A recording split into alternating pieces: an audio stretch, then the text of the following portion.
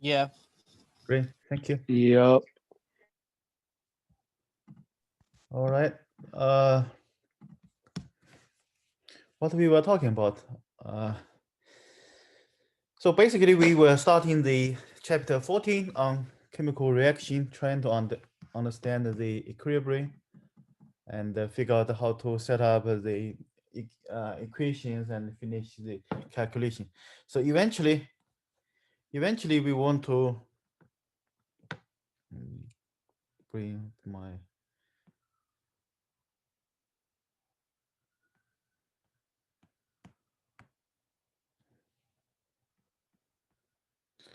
so this is the slide we were talking about, right? So if you think about the core concept about reaction, first of all, we need to have the reaction itself.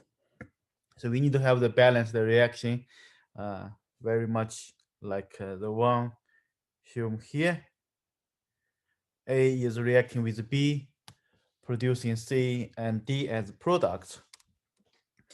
We have the reaction balanced. We have the stoichiometry values, new value. If this is the reactant, then negative. If product positive, this is the first thing. The second is we need to also have the concept that when we are talking about the reaction problems, uh, we typically know what is the temperature and pressure. Okay. We also know what would be the inlet or the initial condition, initial composition. So we could start with say I'm going to have example 1 more of A plus 2 more of B. So this is the very standard problem setup for reaction equilibrium. What we would be interested in, typically we need to figure out what is the reaction progress. So we need to figure out what is the epsilon value, right? Then of course we need to understand what is that epsilon. That's the reaction coordinate. The epsilon is defined as the mi, any composition, any component of I, whether reactant or product, divided by nu I, its own stoichiometry coefficient. So that is the descriptor with which we shall understand the progress of reaction. Right. So that is the eventual goal of finding the epsilon and try to understand if I want to have so if epsilon is a larger value than the yield would be great. Otherwise, we need to figure out ways to increase the yield. Right. So this is the first node I want to have. The second node is, of course, how we are going to set up some equation so we can have this epsilon calculation. So that goes from, well, if we start from here, then we understand the mi, the composition change for any component would be the product of stoichiometry multiply the epsilon. Moving forward, we are going to have the expression of any yi and so on. I hope you guys were reading the chapter examples and have a good understanding to both singular reaction or multiple reactions. How to set up the analysis, uh, defining the reaction coordinate for each reaction, and then come up with the expression for those yi or xi if you are dealing with liquid reactions. Okay. So then, still, what's the use of those yi or the dmi, d epsilon? So there we need to recall that when we have the reaction, then over here, the descriptor would be Gibbs energy.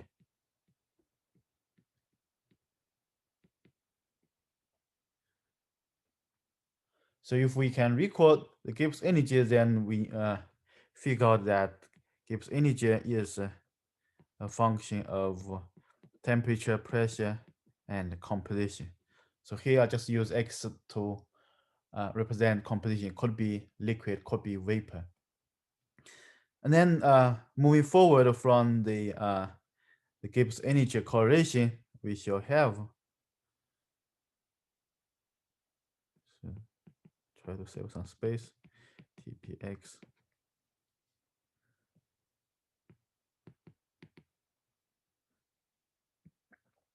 Then over there we have dg, the fourth derivative, because we need to understand and evaluate the effect of each parameter, temperature, pressure, and composition.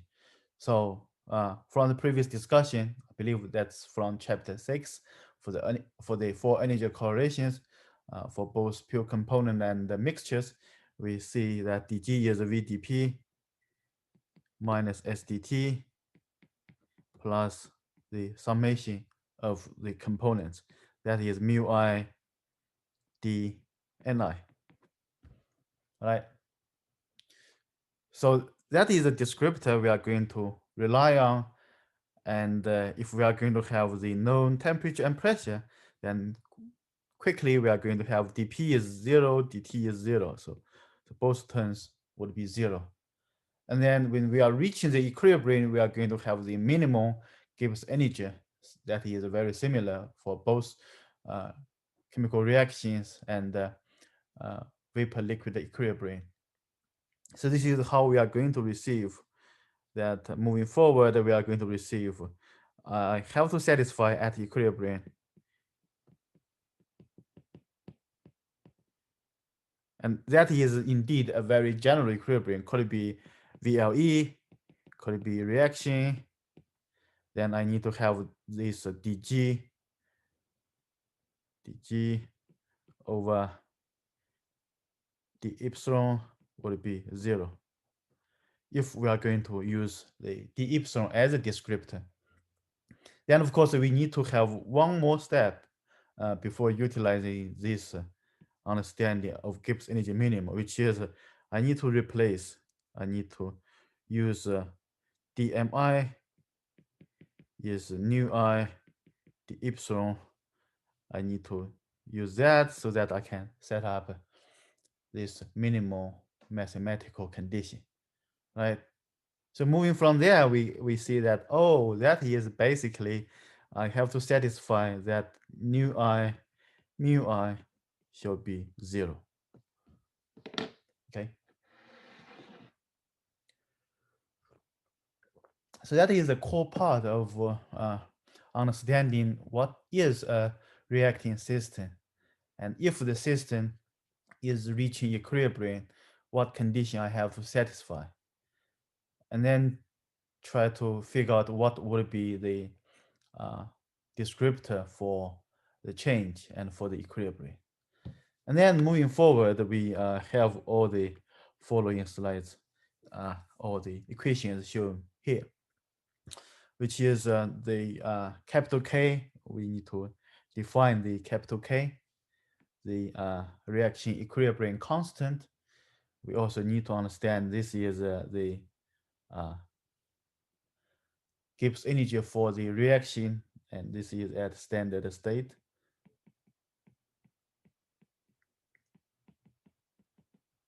For this text box itself, it is a specific temperature, right? And then we for the time being, we try to ignore the involved terms for fugacity, but we call everything relating those fugacity values, that shall be the reaction constant K. So that is how we are going to have a very convenient, this is log K, natural log K is minus negative delta G naught over RT. Okay.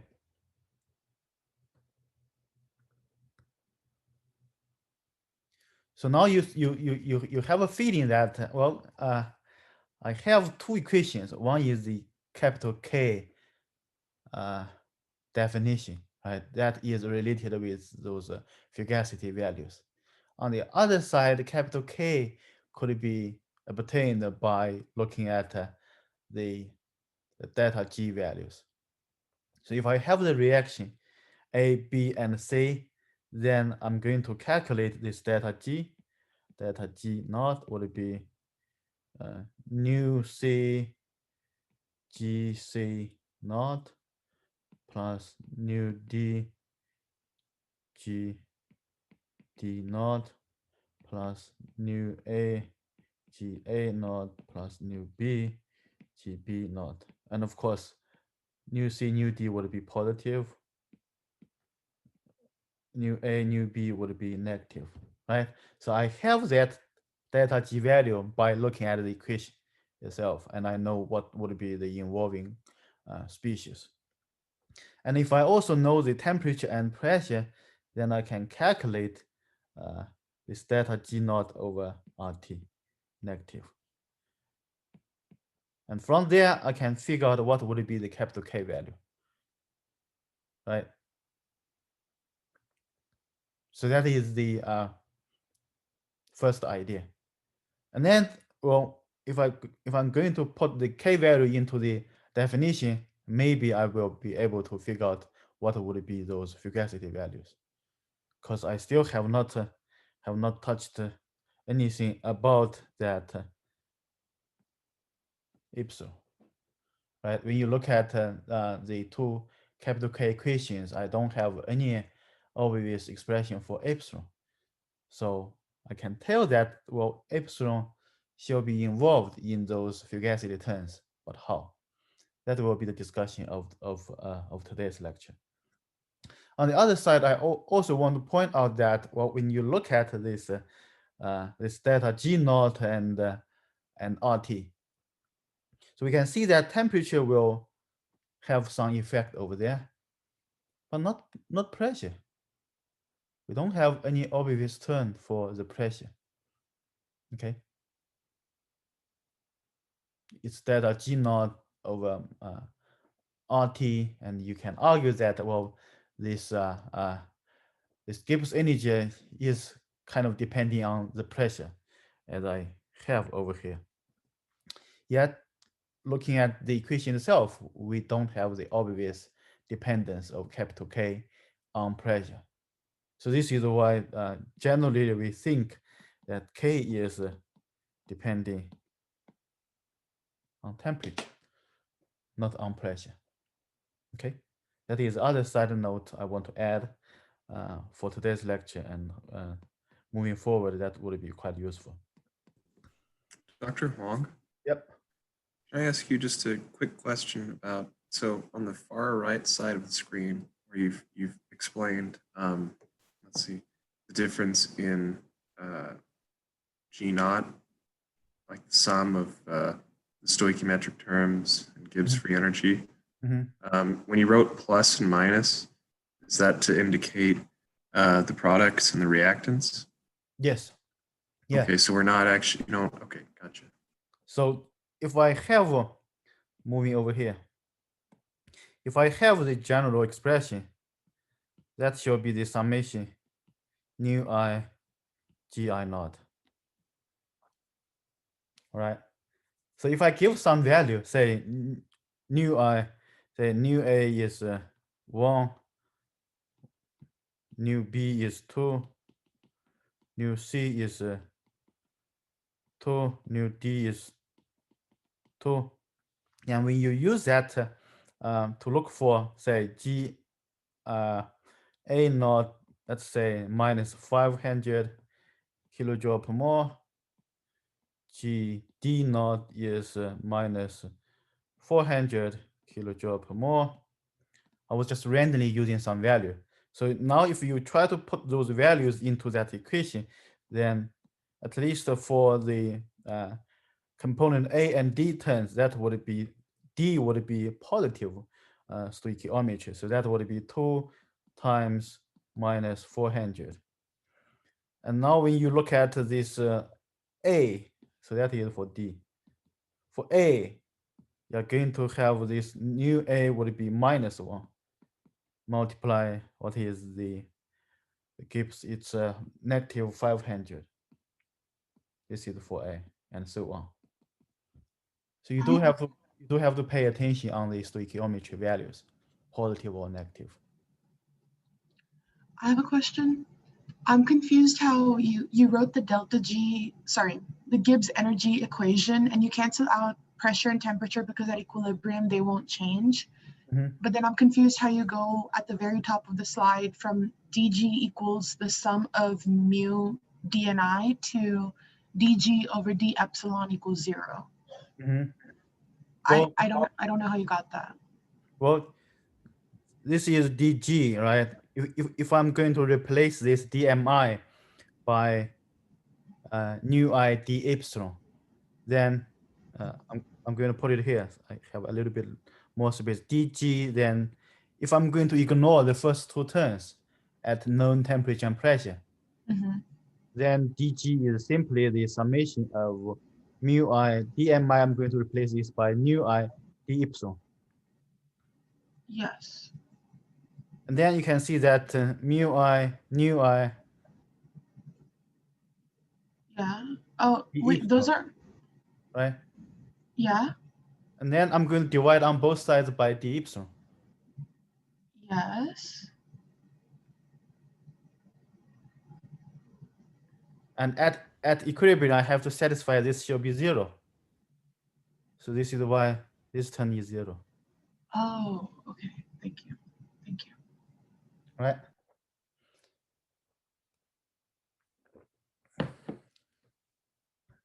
This is a video style to start this morning. Now let's look at this one. Well, we have received some equation over there, and we realize that temperature can play some role in determining the reaction constant, capital K value. And when we talk about temperature, we quickly recognize, well, this is energy involved. And if this is the energy, then we have multiple choices of describing the energy input and output. One is this enthalpy, right? If this is the fixed pressure process, if you still somehow vaguely recall the steady state flow process and the fixed pressure processes, then the best quantity to describe energy exchange would be enthalpy. And this is indeed why we try to have some understanding how that delta H will be playing some role over here. Okay. First of all, that is still the same understanding. If I still have nu A, nu B, B reacting, produce C and D, then this delta H naught is the summation of what? Of nu I H, the formation of the component at this standard state. And those values we have the appendix at this 298 Kelvin. Okay, so I believe you from the textbook or any textbook she'll provide you the table of those standard formation energy, right? So that is a side note. But here, I was curious that if anybody could figure that out last time. So this is the equation we are going to use. Now instead of using delta G naught, we are using delta G naught over RT. And we figured that is expressed as negative delta H naught over RT square. Has anybody tried to figure that out? Yeah. I tried, but no. So what's the feeling if you see that now I have the request moving from delta G naught, somehow I need to figure out the delta G naught, I have to convert that into delta H naught. What is your feeling? How do you plan to start? We know that delta G equals delta H minus temperature, entropy. Mhm. That's a good starting point. Anything else?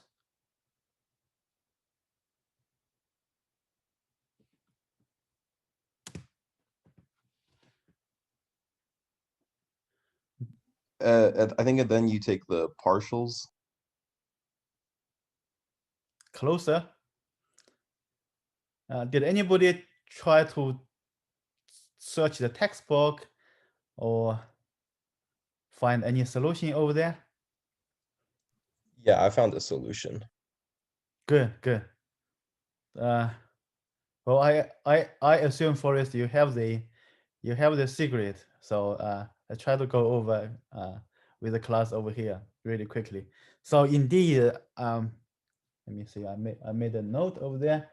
So that's, yeah. This is kind of discussed in chapter 6 on page. Okay. But even without that, if we think about the previous ideas, whenever I have to convert one quantity to the other, it's always the best idea to start with the definition and the four derivative equations. So if you think about G is defined as H minus Ts, right? This is the one equation we could quickly have. The other is, if we think about dg, is if we look at the pure component, is always VdP minus SdT. You don't have to memorize this. I'm here too long, so somehow that's stuck in my mind. But that's not too useful. You don't need to memorize those equations. Then those would be the starting point. Then we try to figure out dg. So let's try to use g as a starting point, because g is corresponding to h in a very similar way of delta g, delta h, excess would be still the same, excess, residue would be still the same, residue.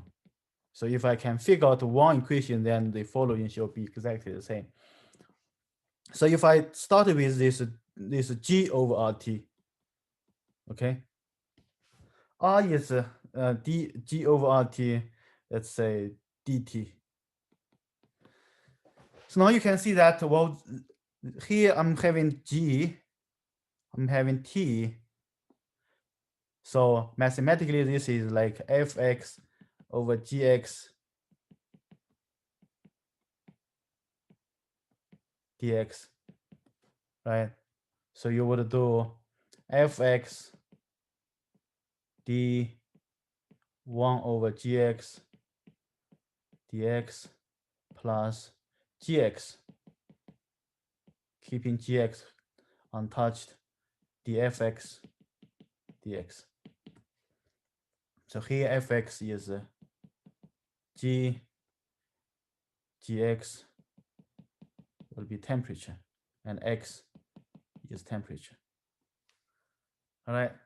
So if you have this over here, then if we try to do the partial derivative with respect to g, then RT is untouched. So this is dg over dt, right? And then if I'm going to have g untouched, then this is g d 1 over RT dt. So this would be RT dg over dt plus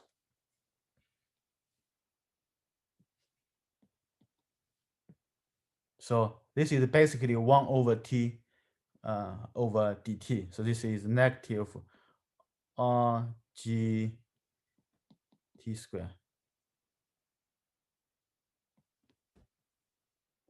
All right. So if I have that term, then when the pressure is fixed, then dg, this is 0, dg over dt would be negative s. Okay, so this term is RT dg over dt is negative s. And then I have this g term over there, so I have to replace g by the definition h minus ts.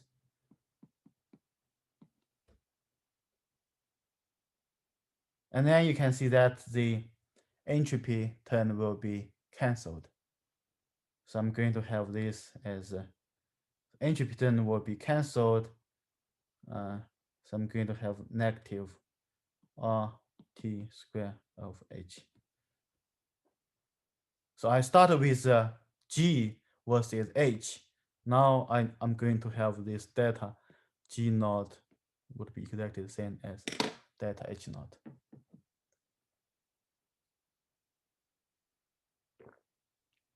Right? So that's still the illustration of utilizing the definition of the Gibbs energy and the four derivative. Those would be extremely helpful if you recall our discussion on Maxwell equations and on our request how we try to express h as a function of Tp and s as a function of Tp, and we try to derive some useful equation for us previously. Right, so those would be the same ideas. So with that, I hope I have you convinced that this is a working equation, and the use is well, if I'm going to have this this delta g naught over RT, which is negative log k, right? So this delta g naught over RT is negative log k because I have a negative sign. So if I'm going to replace this d delta g naught over RT by negative log k,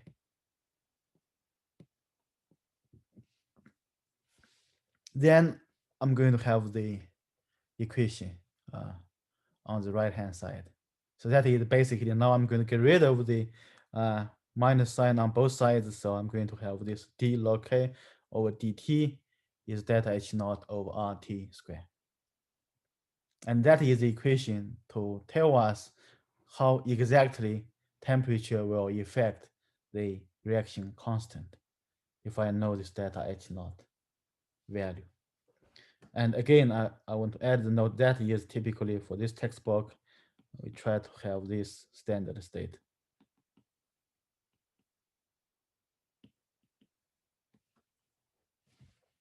All right. So this is the other equation we try to have in order to figure out this log k value.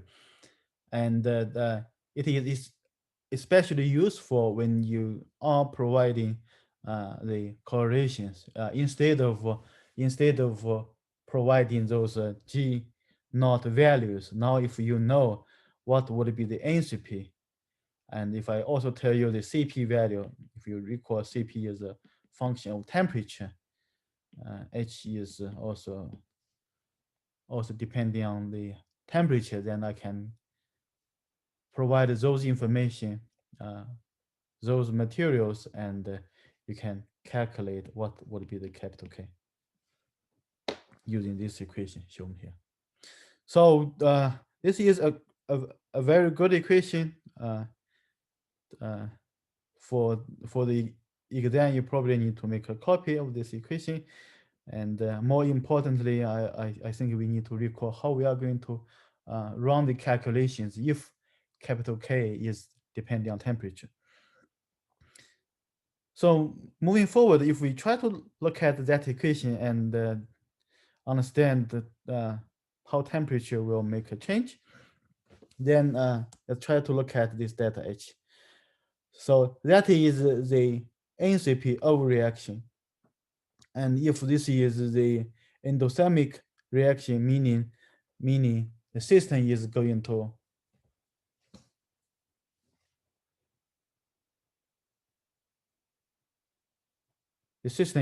discharge heat. No, the system is going to receive, right?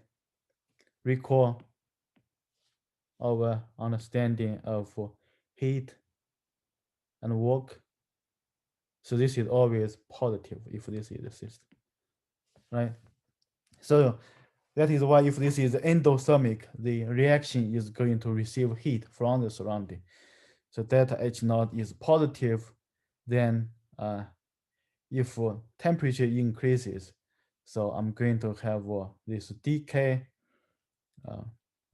d log k is delta H naught over RT square dt, right?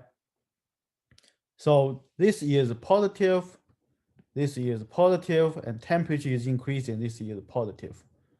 And then of course this capital K change shall be also positive. That is why K is increasing. All right. On the other side, if I'm going to have the exothermic reaction, the reaction itself is going to discharge heat to the surrounding, then delta H naught is negative. So this is negative with respect to the system, the reacting system over there. Then if this is negative, then the right-hand side, when temperature increases, dt is positive, RT squared is positive, but delta H naught is negative. So the whole right-hand side term is negative. That means capital K is decreasing. Okay, so this is how we are going to have that. So this is a very general analysis. By looking at the equation, can we quickly tell that increasing or decreasing temperature is going to give us a larger capital K reaction equilibrium constant. So this is a quick analysis over there. And then we want to look at the following different cases. So you can see that this is the equation we just received. And then we have this delta H naught. So let's assume that for a small change, if I'm going to change the system, say from 300 Kelvin to 350 Kelvin, that is a quite small change of temperature. For some reactions, we can ignore. If I'm going to change the temperature by a small value, I could safely assume the delta H naught is not changing. And of course, we are going to discuss what if I need to have the exact value. But here, if we are going to assume that delta H naught is a constant for a temperature region, then I can receive a second equation over here. That is, I'm going to have two temperatures, T and T prime, and this is not changing between the region of T and T prime. And then I'm going to have this log K over K prime. So this is very much the integration from T prime to T, or T to T prime. If I run the integral on both sides, then I'm going to have this one. So that simply tells that if I know everything now, is the bulk is 298 Kelvin, and I know that H naught over here, and I know the K value, let's say K1 over here. Then for the 300 Kelvin, I could have the assumption that H naught is not changing, so I can quickly have this K2 value, right? So this is known. T1 is 298. This is 300. If I know the K1 at 298, then I can quickly have the new reaction constant. Okay.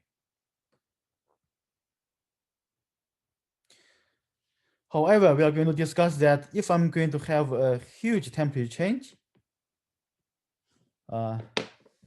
in real life, we need to analyze the problem to see if this is a good assumption that delta H naught is not changing over the temperature change, but more or less if the temperature is greater than 50, say 100 Kelvin, then we have to worry about the temperature change and the effect on this delta H naught. We'll have this slide in just a minute.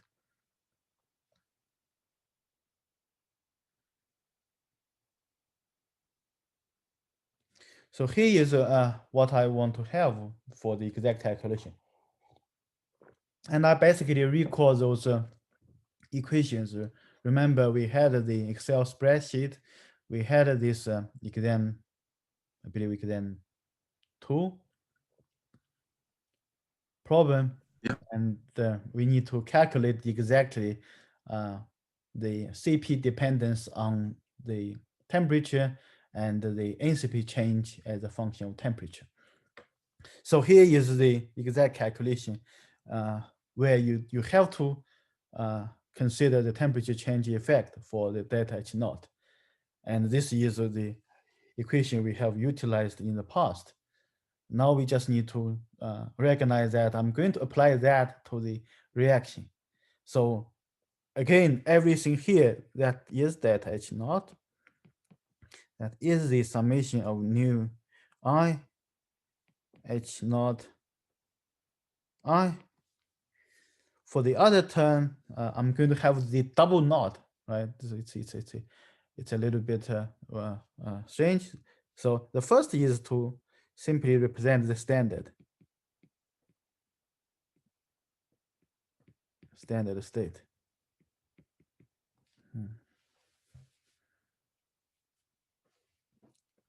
And of course, this is the standard state.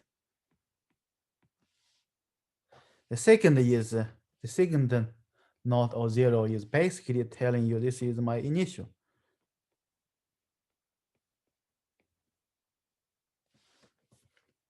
Okay, so here I'm changing from T naught to a higher temperature T.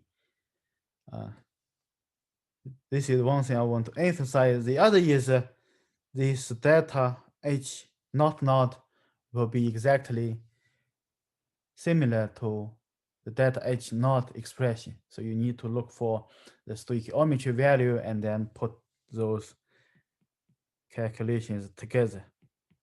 So this is still the summation of nu I of H naught and naught.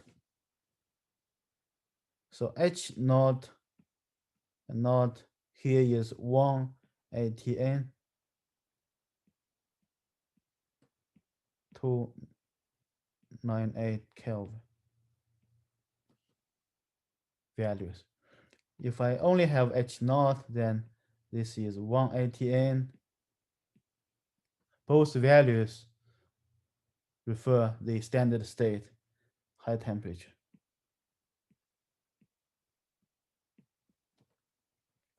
Okay. And you need to also pay attention that we're going to have the CP, right? Recall CP is a function of A, B, C, D. I need to look for those coefficients. And I need to express this as a function of temperature. Let's put it over here.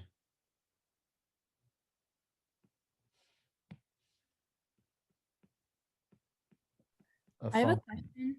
Of the temperature. And then this delta CP naught.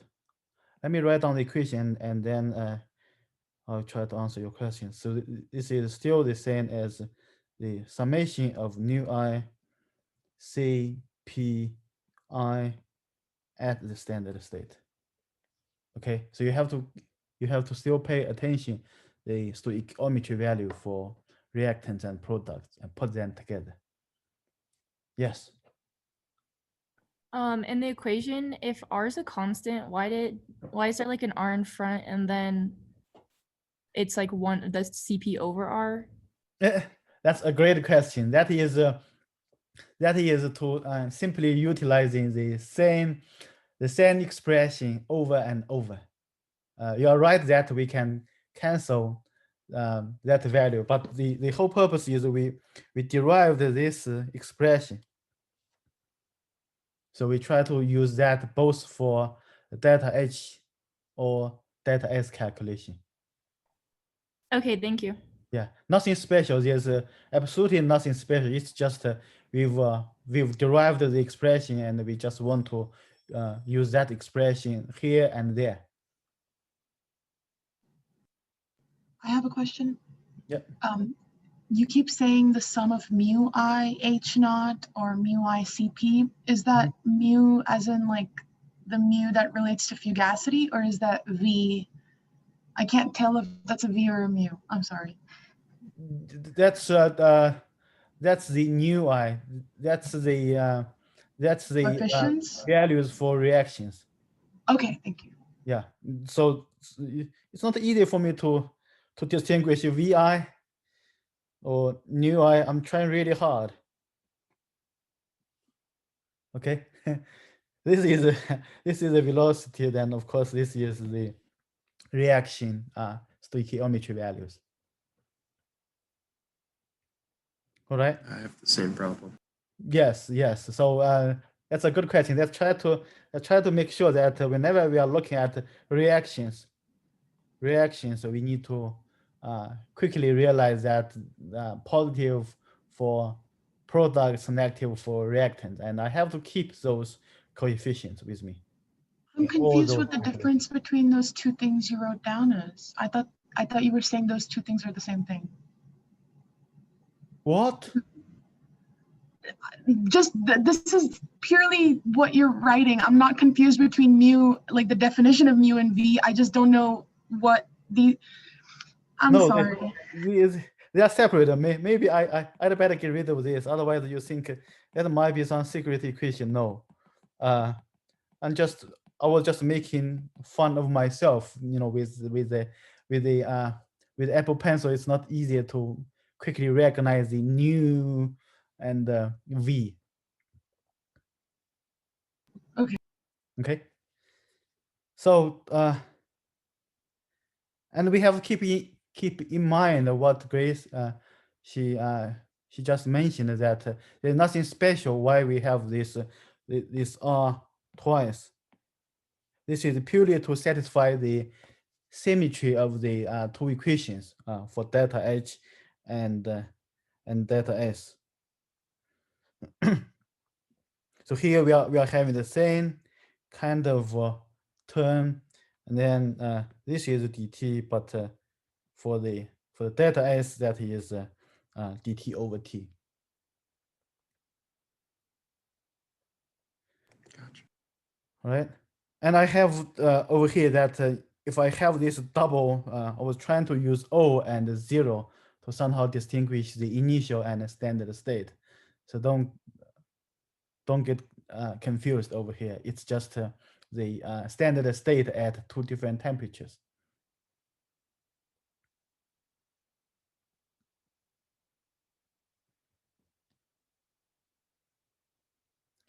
And I hope this is a familiar slide to us.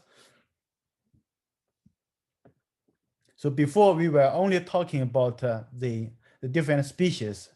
If I have a mixture A and B, I need to calculate their CP values and how I'm going to evaluate that to account for the temperature change. So over chapter 14, I have to add one extra layer, that is those new stoichiometry values for reaction. So this is no longer a simple summation over the two CP values. I have to account for the stoichiometry. So this is one. The other is I think this is the reason, coming back to Grace, your question. So because CP value, the expression is defined as CP over R. So this is why we start using CP over R, and then we need to get rid of R in the calculations. So that should be straightforward in the math. So this is how we are going to account for the temperature change and how I'm going to evaluate the delta H naught. Okay, say if I'm going to have the delta H naught at 800 Kelvin, then I need to look for the values. I only have the values of the formation energy at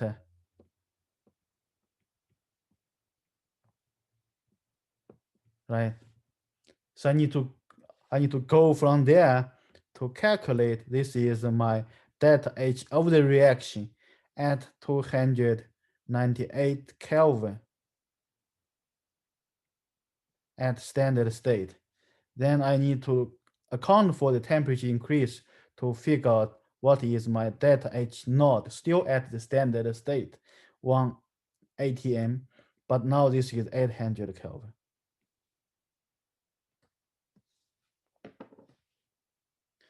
After that, we should have this K value. Okay. I believe I have some homework problem along this direction of calculating K or the entropy for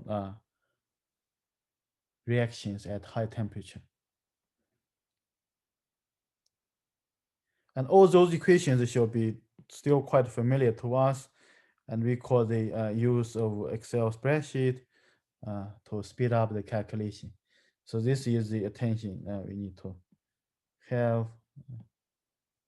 So when we put together those A, B, C, D values, previously we just put those species together. So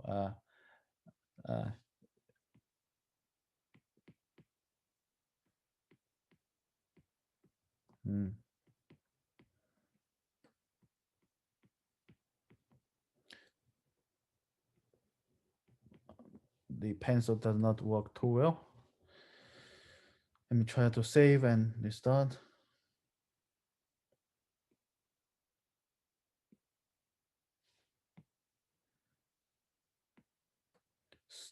So if I have,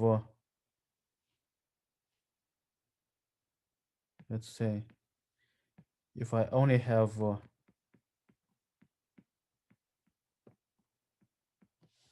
then typically I just need to put, A1 plus A2 should be my delta A, right? A, and then so on for delta B, delta C, delta D. We utilize those in the Excel spreadsheet, and then we can figure out delta CP. But here we need to do a little bit more than that, because for all those we have to include the stoichiometry values. Now this is a reacting system, not just a simple mixture of different species. So that we have to recognize. Other than that, those all four equations we have already utilized in the previous homework problems or exams, and I'll ask you to revisit those Excel spreadsheet and exercise with the chapter examples to get yourself familiar with those. If you look at the old exams, I'm a fan of testing those understandings in the past exams. So you can also practice with old exam problems to see how we can look for the values at 298 Kelvin and calculate the reactions at higher temperatures. Okay. So those delta A, delta B, delta C, delta D, you have to look at this new I. Okay.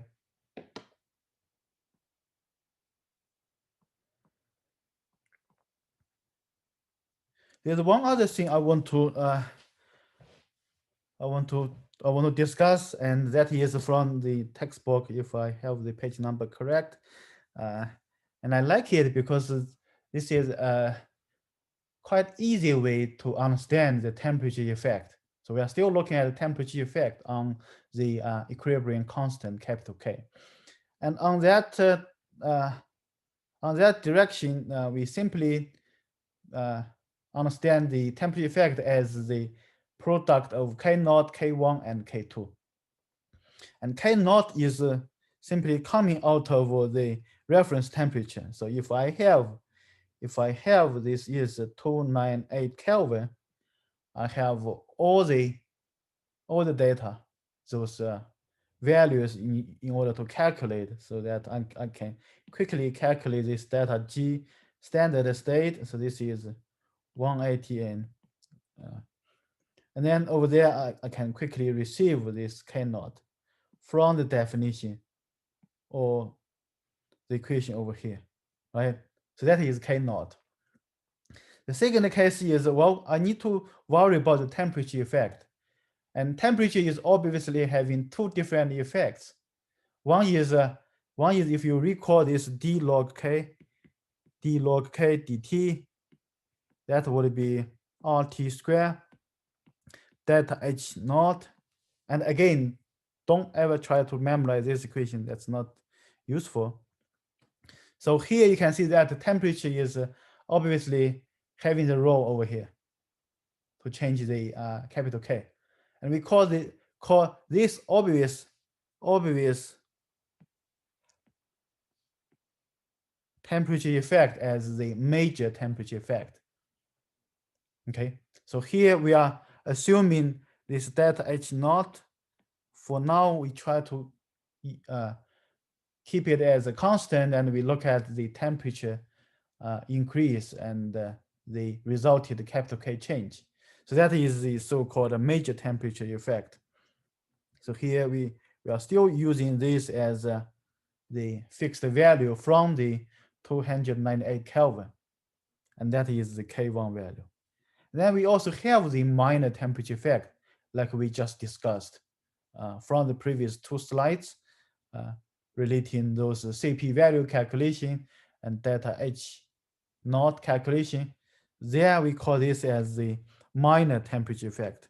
So here temperature is mainly affecting those CP values of each species, reactants and products, and that will also change the reaction constant.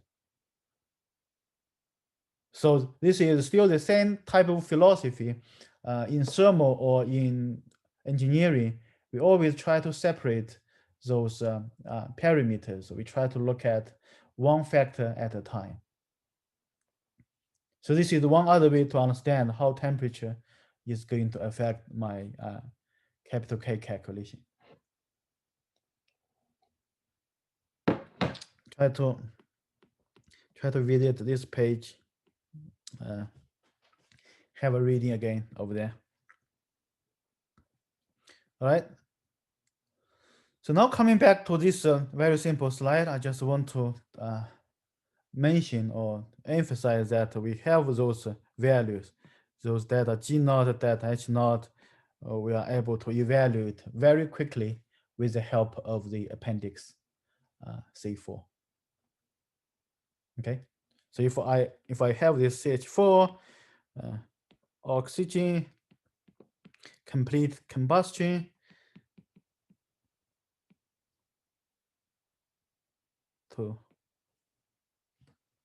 okay, so stoichiometry, this is -1, -2, +1, +2. I have this formation standard. For those, I can calculate delta HF for the reaction. I can also read the value of S. I can calculate delta S.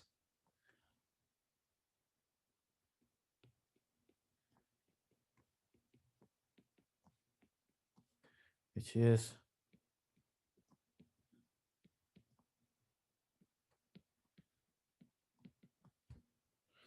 now if I increase the temperature is increasing. I have the CP expression for each of those components, right? A, B, C, D.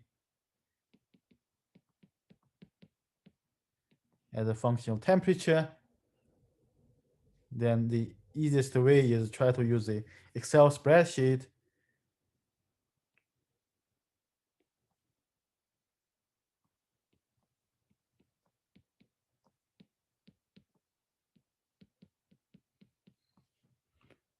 And then I'm going to record those delta H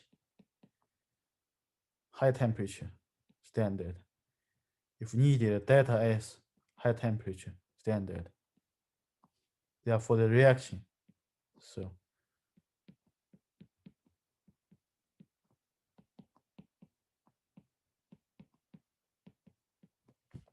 on.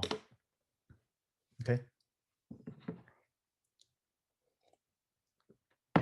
Uh-oh. Losing. Are you able to see the slides?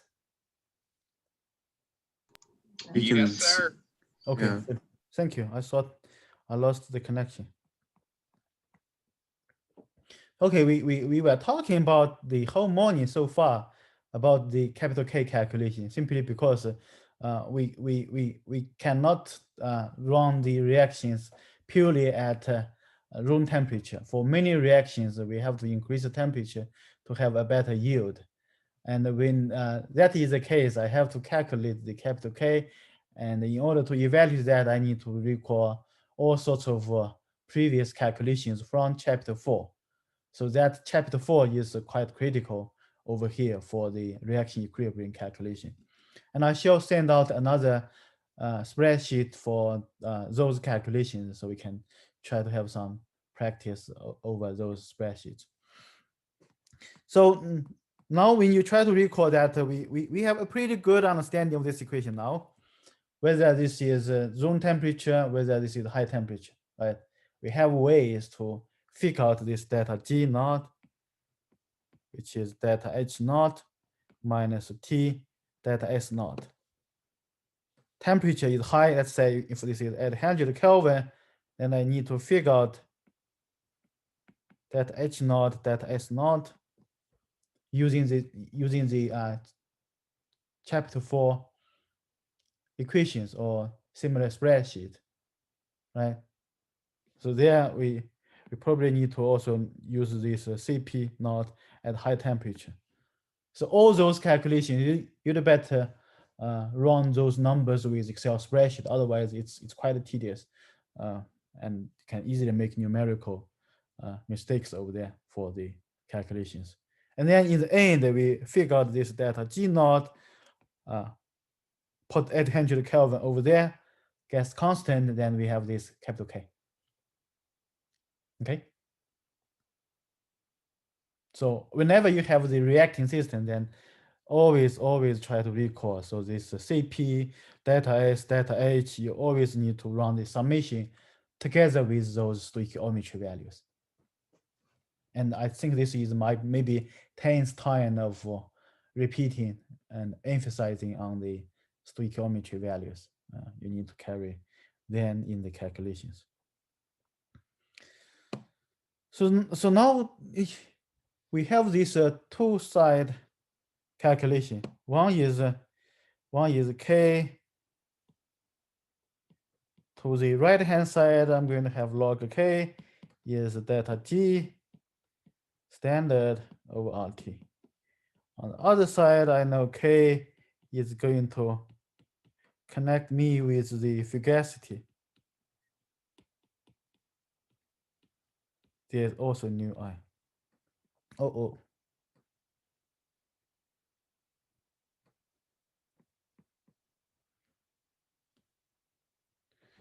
In the following slides, we try to now move forward and see what's the use of receiving capital K. Is that helpful to eventually solve this reaction coordinate? And I try to see how. So before that, we have one slide to simply remind you about those different symbols. If I have Fi naught without hat, this is a pure liquid component I at any temperature, but the pressure should be 1 bar.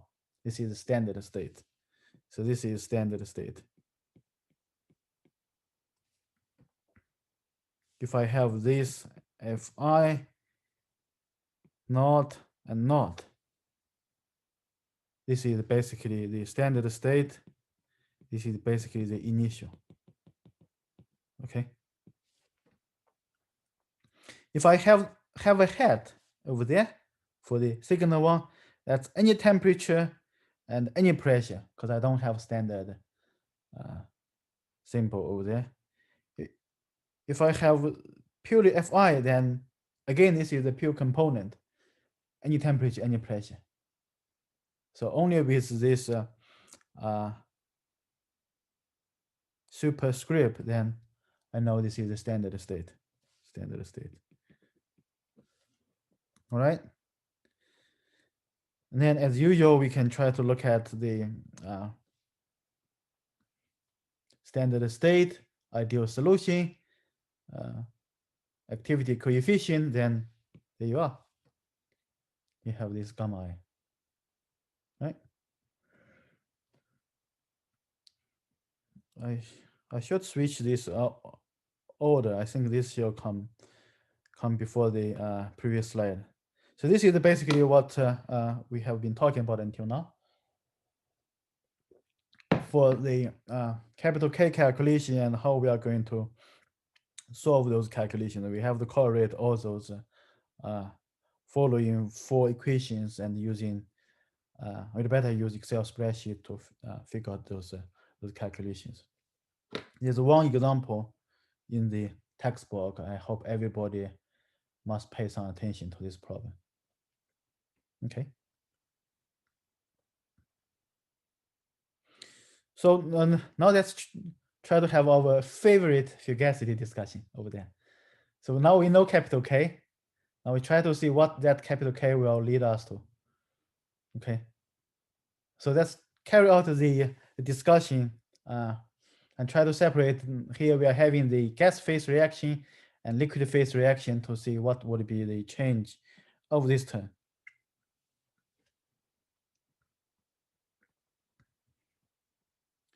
Here comes gas phase. For the gas phase, for the standard state, this is 1 bar of the gas phase, which is the ideal gas, right? So quickly, we are going to replace this Fi of the standard for the gas phase, for the gas. That is the 1 bar. So we are happy that we quickly simplify this equation a lot. Get rid of that Fi naught. But how about the Fi with the head? Well, for the Fi with the head, let's try to recall the fugacity coefficient. Whenever we are looking at the fugacity, Fi, we always try to convert that into either fugacity coefficient calculation for gas, or it would be the activity coefficient for liquid.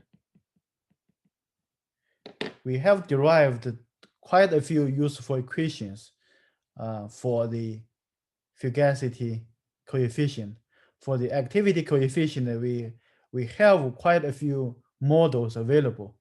If you recall, the Van Laar, the Margulis, the Wilson models we discussed last time, those are designed to help us with the activity coefficient calculation.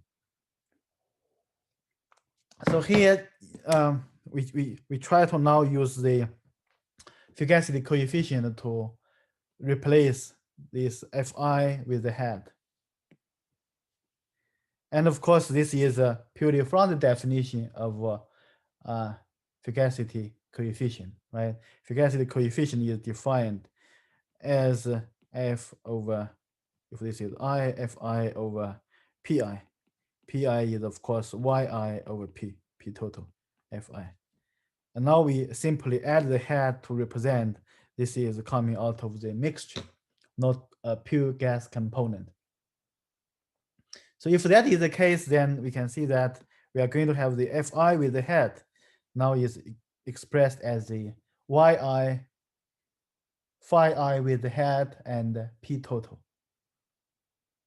And I hope that will make you a little bit happy, though we still have not discussed those equations, because P total, well, for the reaction problems, I know temperature and pressure, right? So at least I know this value.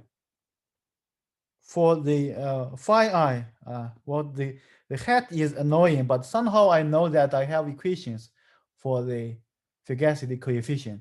I have equations from the previous discussion, ideal gas equation, cubic equations, or TVX and TPX.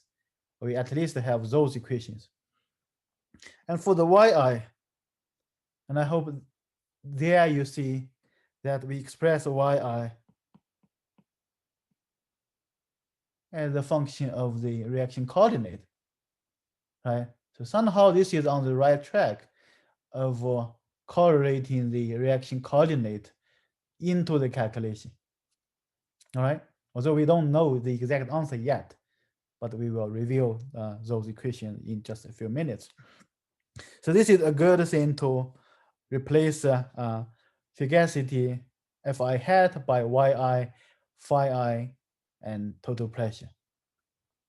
And now if you put it back in the capital K, this is the definition. The Fi naught is basically the P naught. This is 1 bar. I still put it here just to account for the unit. Otherwise, I can simply put 1 over there, right? And then I have the other term in the parentheses, and still I have nu I over there.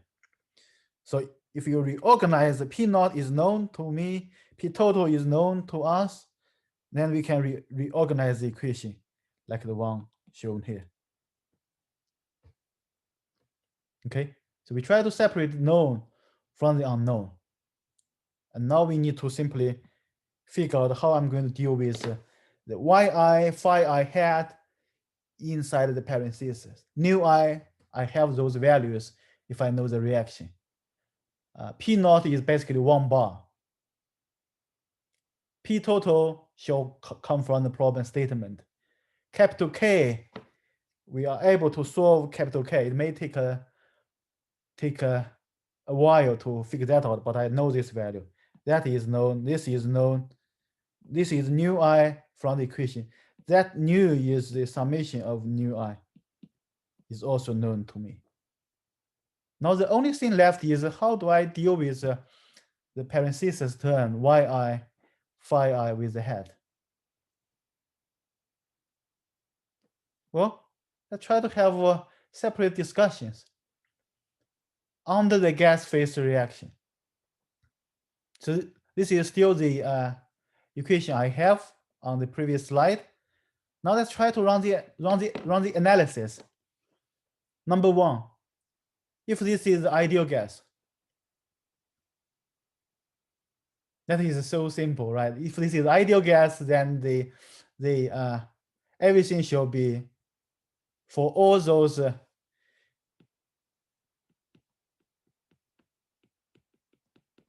if this is ideal gas or low pressure gas phase reaction, then this is always 1 for low pressure. Then that would be my equation, right? If it's not the ideal gas, but if this is the high pressure ideal solution for gas phase, then I can get rid of the head because I don't need to worry about their intermolecular interactions. I cannot tell you that is always valid, but if you think about the definition of gas phase, molecules shall not be too sticky with each other. Otherwise, they will aggregate and they shall form the liquid phase instead of the gas phase. So in the gas phase, molecules are really cold to each other. They don't care. They don't want to stay around each other. And we can safely assume ideal solution for most gas phases, even under high pressure. All right. So technically, I can always use this phi I, the fugacity coefficient, for pure gas phase components. And over there, I have equations like I just mentioned. All right. So I don't have the simplified equation, but you need to connect the fugacity equation, fugacity coefficient equation into the calculation. If it's high pressure, isn't it likely to condense? I thought like not be a gas, like condense to liquid phase because of high pressure. Yeah, if you keep increasing pressure, then of course at some point you will have the liquid phase. But here we say it's a high pressure from the ideal gas assumption, that we'd better not assume ideal gas behavior, but the phase of the molecules shall be still the gas phase. And we can assume that they're not interacting that much at high pressure? Yes. I Otherwise, don't know. if they are interacting quite a bit, then why they stay away from each other? Oh, then they would be liquid. Got it. Yeah. All right. So that is the analysis that for almost all cases, as long as it's the gas phase, we can somehow assume that ideal solution is valid for the gas phase, so that we don't need to worry about their mixing effect, but we can use the pure fugacity coefficient to calculate the gas phase mixtures. All right. So you see that we are getting closer, right? Now we have those yi. And for the ideal gas behavior or low pressure region, then we only need to worry about what is that yi. And yi is exactly coming out of yi is mi over n. N is n naught plus nu epsilon. Mi is mi naught plus nu I epsilon. Right? So those values we typically will have, say I'm going to have 1 mole of methane, 10 mole of oxygen.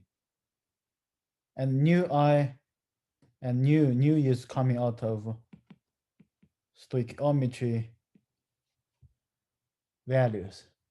So now you can see that yi is indeed some expression of that reaction coordinate.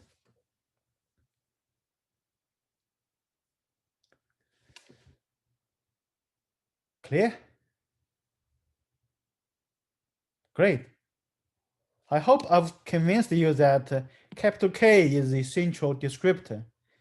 Capital K, on one hand, we are going to receive those out of 298 Kelvin data. We solve for K. On the other hand, we are going to have the K related with epsilon eventually. So that is the way to go.